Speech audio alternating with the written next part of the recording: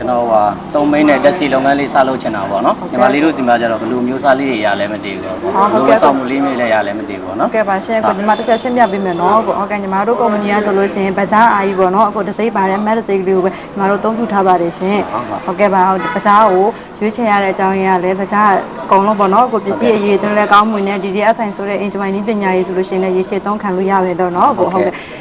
ခရီးဝေးမောင်းနေရတဲ့အစားလို့ဆိုရင်အဆင်ပြေတယ်စိတ်လည်းစိတ်ချရတယ်စီစားလည်းတက်တာတယ်အခုဟုတ်ကဲ့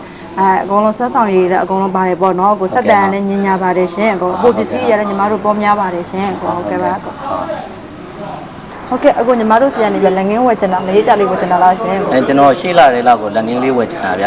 ဟုတ်ကဲ့ပါရှင်အခုရဲ့နာမည်လေးပြောပြပါအောင်ရှင်ဥဆောင်ကုန်ပါအခုရဲ့ဖုန်းနံပါတ်လေးပြောပြပါအောင်ရှင်3ညနဲ့စာလေးပြောပြပါအောင်55ကိုချုပ်လန်းအခုကုမျိုးခေါက်ကအခုအဝါလေးပေါ့နော်ဖက်ချာဟုတ်ကဲ့ပါရှင်ဟုတ်ကဲ့ပါအကိုညီမဖုန်းဟုတ်ကဲ့ပါရှင်